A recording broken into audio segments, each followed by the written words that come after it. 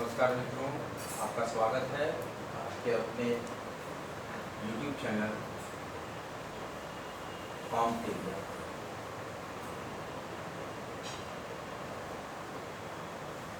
Study hard, get success, study harder and harder, achieve your goal. Free education world में हमारा महत्वपूर्ण tagline है study selection पर। हम परफॉर्म करते हैं इंडियन पॉलिटी एंड कॉन्स्टिट्यूशन, जिसे मैं आई पॉलिटी कॉन्स्टिट्यूशन बोलता हूँ। प्रोवाइड कराता हूँ मैं complete G star the crux और the juice of the NCERT of folder Indian polity and constitution. जैसा कि आपने देखा है, पेट के क्वेश्चन पेपर ने चकित कर दिया। जीके का, जीएस का बहुत हार्ड पोर्शन दिया, तो तैयारी बहुत ही कठिन करनी होगी आपको। तैयारी की जो लेवल रखनी है यूपीएससी लेवल, कोई भी परीक्षा आप देने जाए ध्यान रखिए, अब यूपीएससी लेवल पढ़ के जाइए। जब यूपीएससी लेवल पढ़ेंगे तो यूपी पीसीएस लेवल हो जाएगा, एमपी पीसीएस लेवल हो जाएगा, और ध्यान लगाइए बीपीएससी लेवल हो जाएगा, सीजी पीसीएस लेवल हो जाएगा। इसी तरीके से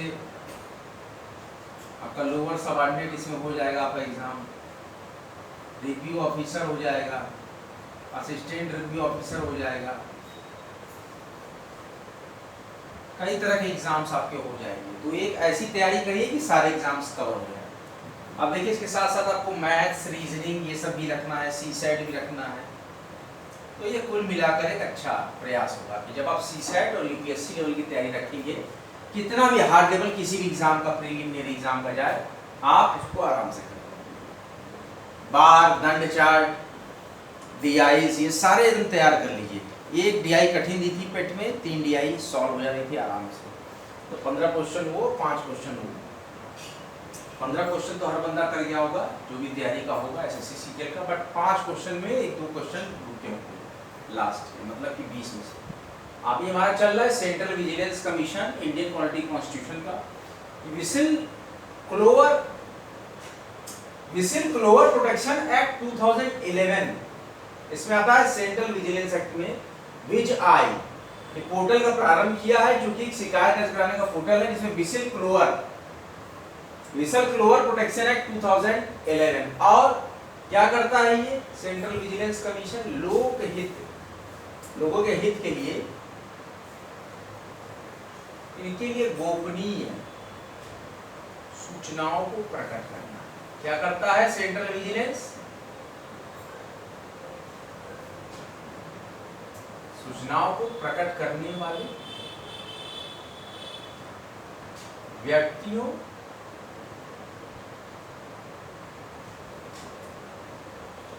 को संरक्षण प्रदान करने के उद्देश्य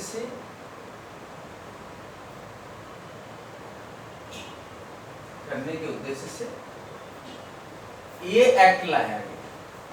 मैंने बताया आपको ना, विसल क्लोवर प्रोटेक्शन एक्ट 2011।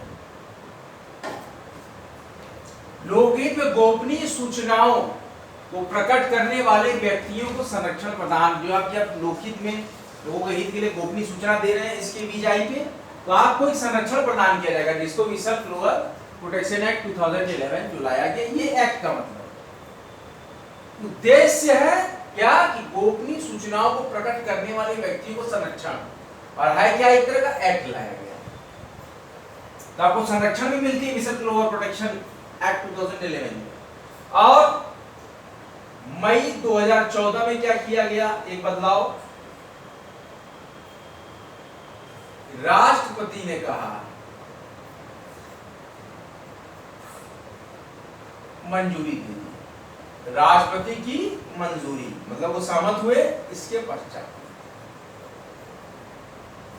ठीक है ये एक्ट लाओ, कहा राष्ट्रपति। तो मई 2014 में राष्ट्रपति की मंजूरी मिलने के पश्चात संपूर्ण भारत में, पूरे भारत में, ध्यान दीजिए, संपूर्ण भारत में, और 2014 में J&K बना नहीं था। हमारा क्या नहीं बना था? यूटी नहीं बना था। उस समय वो चल रहा था आर्टिकल 370 के अंतर्गत, क्योंकि 2014 में अभी ये सब चीजें निकलकर सामने नहीं हुई जो कि 2023 में हुई है। तो अपवाद था कि J&K के कॉन्स्टिट्यूशन को छोड़कर, तो ये अधिनियम लागू हुआ। पहले 370 में था ना, अब हट गया ना, तो ये चीज ध्यान रखिएगा। कब क्या हुआ, किया गया, लागू किया गया।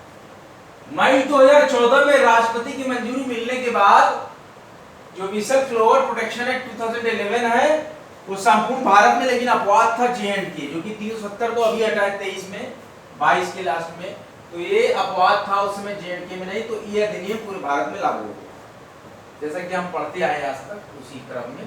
लेकिन अब हम पढ़ते हैं कि J&K यूटी है, ध्यान दीजिएगा, बदलाव हो चुके। और इस एक्ट के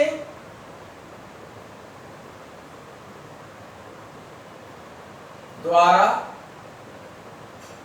लोगों के हित, देखिए जनहित का मतलब होता है लोगों का जिसमें हितार्थ हो, लोगों के हित के लिए सरकारी कर्मचारियों द्वारा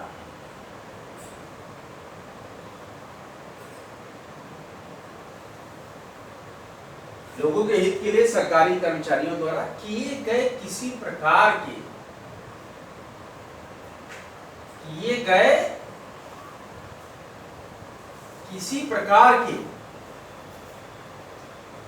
भ्रष्टाचार, सरकारी कर्मचारी अगर भ्रष्टाचार कर रहा है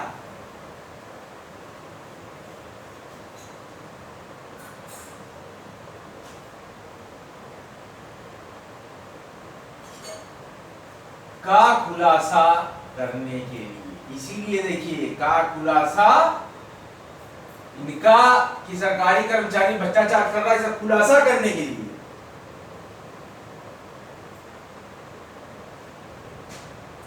खुलासा करने वाले व्यक्तियों को, यही तो प्रोटेक्शन एक्ट मिला, इनको संरक्षण पूरी तरीके से हम देंगे, व्यक्तियों को संरक्षण प्रदान किया।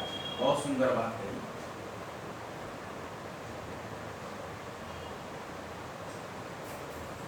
इस अधिनियम द्वारा कौन सा, व्हिसल क्लोवर प्रोटेक्शन एक्ट 2011, इस अधिनियम द्वारा जनहित के लिए सरकारी कर्मचारियों द्वारा किए गए किसी प्रकार के भ्रष्टाचार, और या क्या कर सकते हो, सत्ता का दुरुपयोग अगर कर रहे हैं कौन, सरकारी कर्मचारी, तो उसका खुलासा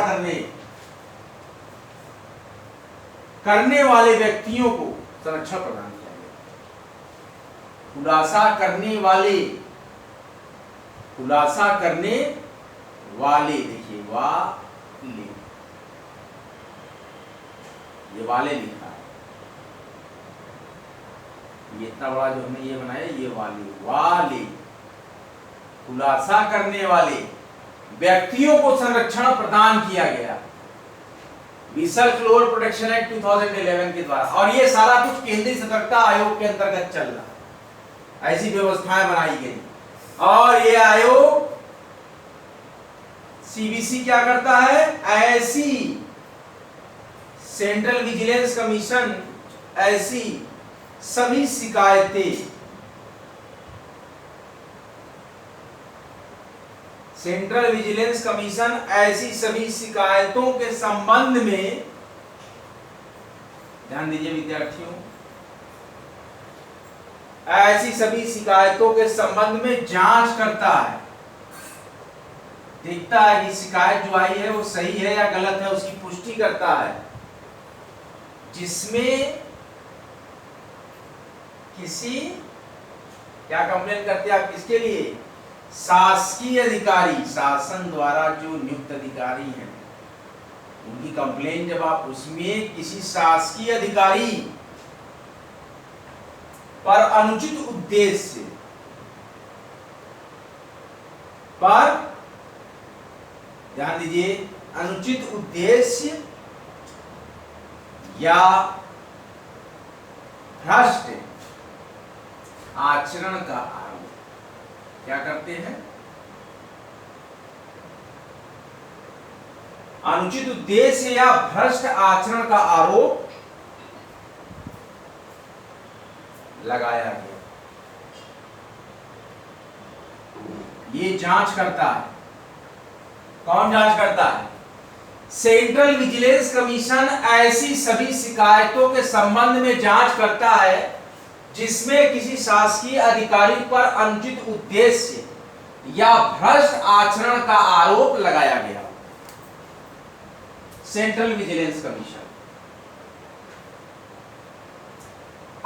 विसल क्लोर प्रोटेक्शन एक्ट 2011 लोकहित में गोपनीय सूचनाओं को प्रकट करने वाले व्यक्तियों को संरक्षण यानी प्रोटेक्शन प्रदान करने के उद्देश्य से विसल क्लोर प्रोटेक्शन एक्ट 2011 लाया गया। इन मई 2014 राष्ट्रपति की मंजूरी मिल गई। उसके पश्चात संपूर्ण भारत में जे&के को छोड़कर, क्योंकि 14 में जे&के 370 नहीं हटा था, इसलिए जे&के को छोड़कर ये एक्ट जो लागू किया गया पूरे भारत में लागू किया गया। जम्मू कश्मीर को छोड़कर पूरे भारत में मई 2014 में लागू किया गया। और इस विसिल क्लोर प्रोटेक्शन एक्ट द्वारा जनहित के लिए सरकारी कर्मचारियों द्वारा किए गए किसी प्रकार के भ्रष्टाचार का खुलासा करने वाले व्यक्तियों को संरक्षण प्रदान किया गया। और ये आयोग ऐसी सभी शिकायतों के संबंध में, सेंट्रल विजिलेंस कमीशन ऐसी सभी शिकायतों के संबंध में जांच करता है जिसमें किसी शासकीय अधिकारी पर अनुचित उद्देश्य या भ्रष्ट आचरण का आरोप लगाया गया।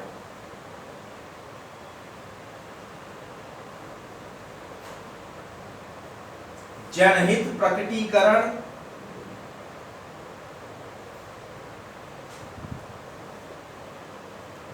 तथा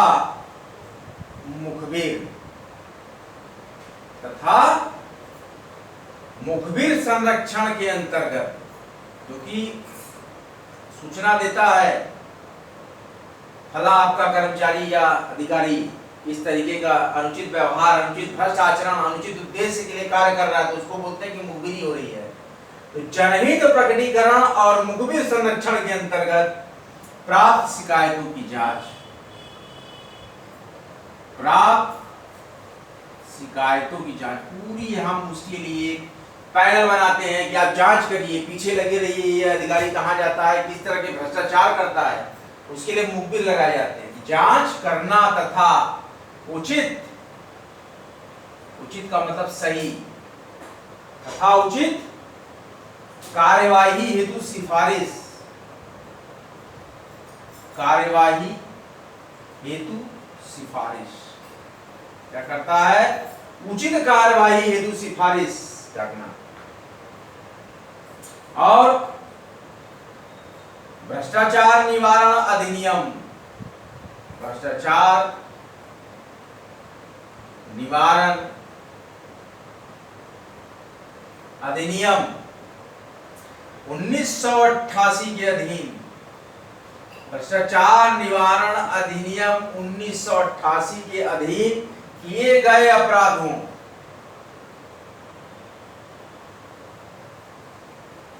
अपराधों के संबंध में सारा काम विजिलेंस का, के संबंध में दिल्ली विशेष पुलिस स्थगन, दिल्ली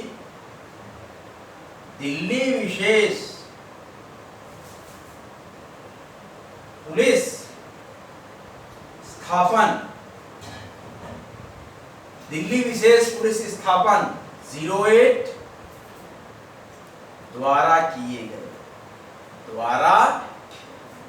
किए गए कार्यों की प्रगति, सारा काम सेंट्रल विजिलेंस कमीशन करता है कि प्रगति और समीक्षा करता है। वह समीक्षा करना, जांच करना, उसकी रिपोर्ट लगाना, जनहित प्रकटीकरण और मुखबिर संरक्षण के अंतर्गत प्राप्त शिकायतों की जांच करता है सीवीसी, और उचित कार्रवाई हेतु सिफारिश करना। और भ्रष्टाचार निवारण अधिनियम 1988 के अधीन किए गए अपराधों के संबंध में दिल्ली विशेष पुलिस स्थापन 08 द्वारा किए गए कार्यों की प्रगति और समीक्षा करता है केंद्रीय सतर्कता आयोग, सेंट्रल विजिलेंस कमीशन। इस प्रकार से सेंट्रल विजिलेंस कमीशन के बारे में काफी कुछ हम लोगों ने पढ़ा। समझा और निरंतर पढ़ रहे हैं। राजपत्रित गजटेड अधिकारियों, राजपत्रित अधिकारियों और उसके समानांतर कार्मिक, जो भी उसके साथ साथ कार्य करते हैं, अधिकारियों के, कर्मियों के भ्रष्टाचार, भ्रष्टाचार से संबंधित मामलों से संबंधित मामलों जांच करना, मामलों की जांच करना, ये सीसी करता है, सेंट्रल विजिलेंस कमीशन, जांच करना केंद्र सरकार के मंत्रालयों, केंद्र सरकार के मंत्रालयों और प्राधिकरणों के, ट्रिब्यूनल, प्राधिकरणों के, अथॉरिटी के सतर्कता, सतर्कता प्रशासन पर नजर रखना, सतर्कता प्रशासन पर नजर रखना, इतना कार्य है सेंट्रल विजिलेंस कमीशन का।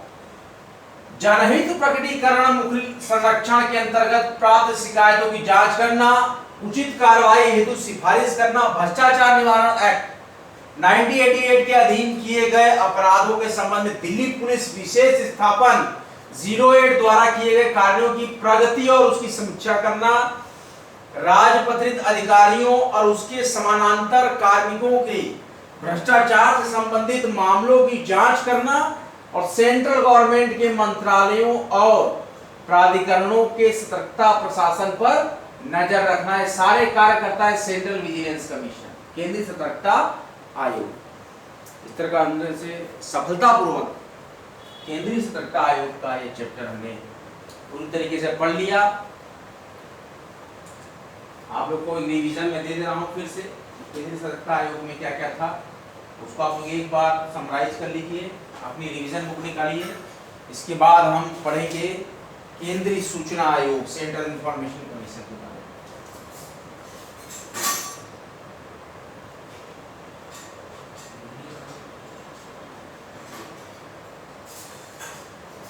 क्या क्या हमने पढ़ा इसकी पूरी समरी मैं आपको दे रहा हूं। केंद्र सरकार द्वारा भ्रष्टाचार रोकने के लिए बनाई गई संथानम समिति की सिफारिश पर 1964 में केंद्र सरकार द्वारा संबंधित प्रस्ताव पारित करके आयोग की स्थापना की गई। केंद्रीय सतर्कता आयोग अध्यादेश 1998 के द्वारा सुप्रीम कोर्ट के निर्णय अनुसार आयोग को सांविधिक दर्जा प्रदान किया गया और केंद्रीय सतर्कता आयोग में विसल फ्लोवर प्रोटेक्शन एक्ट 2011 में लोकहित में गोपनीय सूचनाओं को प्रकट करने वाले व्यक्तियों को संरक्षण प्रदान करने के उद्देश्य से ये act whistle flower protection act 2011 लाया गया। इन मई 2014 में राष्ट्रपति की मंजूरी मिलने के पश्चात संपूर्ण भारत में जे&के को छोड़कर ये अधिनियम लागू किया गया। इस अधिनियम द्वारा जनहित के लिए सरकारी कर्मचारियों द्वारा किए गए किसी भी प्रकार के भ्रष्टाचार का खुलासा करने वाले व्यक्तियों को संरक्षण प्रदान किया गया। ये आयोग ऐसी सभी शिकायतों के संबंध में जांच करता है जिसमें किसी भी शासकीय अधिकारी पर अनुचित उद्देश्य या भ्रष्ट आचरण का आरोप लगाया गया हो। जनहित प्रकटीकरण तथा मुखबिर संरक्षण के अंतर्गत प्राप्त शिकायतों की जांच करना, उचित कार्रवाई हेतु सिफारिश करना, भ्रष्टाचार निवारण अधिनियम 1988 के अधीन किए गए अपराधों के संबंध में दिल्ली विशेष पुलिस स्थापन 08 द्वारा किए गए कार्यों की प्रगति और उसकी समीक्षा करना, राजपत्रित अधिकारियों और उसके समानांतर कर्मियों के भ्रष्टाचार से संबंधित मामलों की जांच करना, सेंट्रल गवर्नमेंट के मंत्रालयों और प्राधिकरणों के सतर्कता प्रशासन पर नजर रखना, केंद्र सरकार के मंत्रालयों प्राधिकरणों के सतर्कता प्रशासन पर नजर रखना। ये महत्वपूर्ण कार्य central vigilance commission.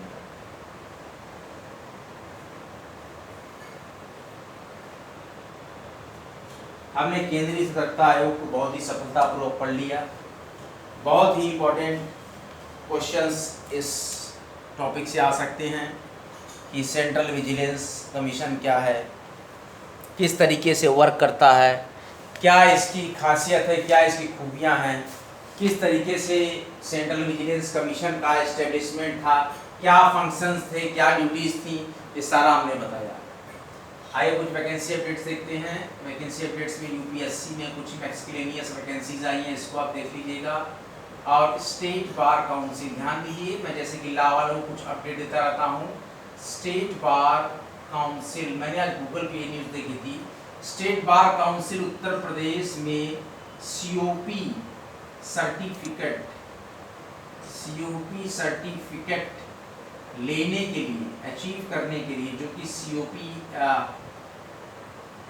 All India bar council qualify हैं जो भी एडवोकेट, तो अगर सीओपी सर्टिफिकेट लेने के लिए ये नोटिफिकेशन है स्टेट बार काउंसिल में। सीओपी सर्टिफिकेट के लिए पीडीएफ फॉर्मेट में जो फॉर्म है, इनकी यूपी स्टेट बार काउंसिल के स्टेट बार काउंसिल की वेबसाइट पे उसको डाउनलोड करके उसके साथ आपको लिखा हुआ था गूगल पे शपथ पत्र, और अपने स्टेट बार के प्रेसिडेंट का साइन करा के, और इसके बाद एक आईडी प्रूफ लगा के ये फॉर्म आपको भरना होगा। और इस फॉर्म को भरने के बाद उसमें जो क्वालिफाई है आप उसकी प्रिंट लगा दीजिएगा AIB की साइट से निकाल के, और इसके बाद आप फॉर्म फिलअप करेंगे। एक आपको डिमांड ड्राफ्ट बनाना होगा DD 250 रुपये का, जो कि यूपी स्टेट बार के नाम से बनेगा, UP state bar council Allahabad. तो ये आप जब फॉर्म भर के उनको दे देंगे स्टेट बार काउंसिल में, इसकी लास्ट डेट है 30 नवंबर 2023। स्टेट बार काउंसिल में COP सर्टिफिकेट प्राप्त करने के लिए है। COP सर्टिफिकेट उनको मिलता है जो कि all India bar council exam qualify होती है। All India bar council exam जो क्वालिफाई हो गए हैं 6 महीने पहले, उनके लिए COP आने के लिए डेट आती है। स्टेट बार काउंसिल यूपी में COP के लिए नोटिफिकेशन आई हुई है, उनकी वेबसाइट पे आप देख लीजिएगा। PDF फॉर्मेट में फॉर्म है COP प्राप्त करने के लिए। उस फॉर्म को भर के पूरा वेरीफाई करा के उसमें डिमांड ड्राफ्ट लगा के आप 30 नवंबर के अंदर स्टेट बार काउंसिल प्रयागराज में जाके जमा कर दीजिए, और जो रिक्वायर्ड फॉर्मेलिटी पूरी करिए। उसके बाद आपको मिलेगा COP सर्टिफिकेट। क्या मिलेगा? Certificate on practice, COP certificate. ये भी सर्टिफिकेट आपको लेने के लिए फॉर्म भरना होगा। क्वालिफाई आप कर गए, ऑल इंडिया बार काउंसिल की वेबसाइट पे आपका आ गया डिटेल कि आप क्वालिफाई हैं, वो प्रिंट ले लेंगे और फॉर्म के साथ भर के वो प्रिंट लगा देंगे, आपका सर्टिफिकेट बन के आया रहता है ऑल इंडिया बार काउंसिल से आपकी स्टेट बार काउंसिल। फिर स्टेट बार काउंसिल ये प्रोसीजर बता रहा है, 250 रुपये का डिमांड ड्राफ्ट और शपथ पत्र वगैरह बना के ID लगा के वेरीफाई करा के अपने जिला बार के प्रेसिडेंट से जहाँ आप प्रैक्टिस कर रहे हैं लेके जाएंगे। और उसमें कुछ ऐसे नियम है जो कि अधिवक्ता जो भी रजिस्टर्ड हैं 1989 के पहले, उनके लिए कुछ काम इसमें से नहीं करना है, लेकिन जो 89 के बाद रजिस्टर्ड होकर प्रैक्टिस कर रहे हैं उनको कुछ इसमें काम है जो पढ़ाया गया है, जो नए रूल में आया है। तो उसको आप देखिएगा स्टेट बार काउंसिल यूपी की वेबसाइट पे कि COP सर्टिफिकेट प्राप्त करने के लिए कौन कौन से फॉर्म और क्या प्रोसीजर फॉलो करना है। ये मुझे आज गूगल न्यूज़ में दिखा था तो मैंने आपको शेयर कर दिया, क्योंकि मैं सारी इंफॉर्मेशन शेयर करता हूँ वैकेंसी की या सर्टिफिकेट प्राप्त करने की या MGC की, नेट की, JRF की। तो मैं सारे अपडेट अपने चैनल पे देता हूँ, जो विद्यार्थी जिस भी स्ट्रीम से जुड़े हों उनका कल्याण हो। तो इस तरीके से अगर आपको ये लेक्चर्स अच्छे लग रहे हैं इसको लाइक करें, शेयर करें और कॉम्टेरिया यूट्यूब चैनल को सब्सक्राइब करें। हमारा टैगलाइन है स्टडी सिलेक्शन तक। पूरा प्रयास होगा हर विद्यार्थी के, हर एस्पिरेंट्स के, हर कंपटीटर के साथ कंधे से कंधा मिलाकर हम चलेंगे। रील्स के माध्यम से, ब्लॉग्स के माध्यम से, मोटिवेशनल वीडियोस और ब्लॉग्स के माध्यम से हम मोटिवेट करते रहेंगे और नित्य निरंतर आपके साथ प्रगति के हर उस कठिन पग पर, डगर पर ऑनलाइन माध्यम से यूट्यूब चैनल कॉम्टेरिया और हमारा FB पेज भी कॉम्टेरिया के नाम से है। इसको भी आप सर्च करते हैं, कॉम्प स्पेस लगा के एक बार टेरिया लिखेंगे यही सेम नाम से हमारा एफबी पेज भी है, जहाँ पे मैं सेम लेक्चर को अपलोड करता हूँ सेम फॉर्मेट में। तो अगर आप मिस कर जाते हैं, अगर YouTube नहीं आपके में चल रहा है या कुछ टेक्निकलिटी है, तो अगर आप एफबी चला रहे हैं तो एफबी पे हमारा पेज है कॉम्पटेरिया के नाम से। ध्यान दीजिए, स्मॉल में ही COMP एक स्पेस लगा के यहाँ टाइप करिएगा Teriya, com sense competition, Teriya इस sense in manner of encyclopedia is known as a synonymous word that teria that have been taken by the educators. That teria means encyclopedia of the competition. That I have this such suggestion of type of name that have compteria. Why? Com consists of the short form of the competition, and we have the one space, and then we have type write the teria. Teria in my mind, I hope that teria signifies. Teria clarifies. Teria abbreviate as a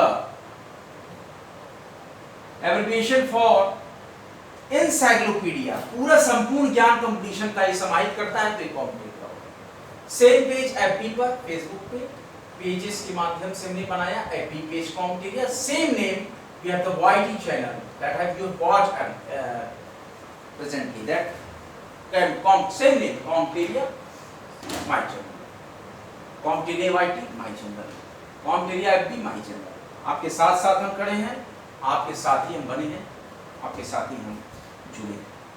नित्य निरंतर, हर समय, हर पथ पर, हर एक कठिनाई के मोड़ पर, हर एक संघर्ष में आपके साथ संघर्ष करता हुआ आपका प्रिय चैनल पहुंचेगा। आज का लेक्चर यहीं तक, अगला लेक्चर लेकर बहुत ही जल्द हाजिर होंगे।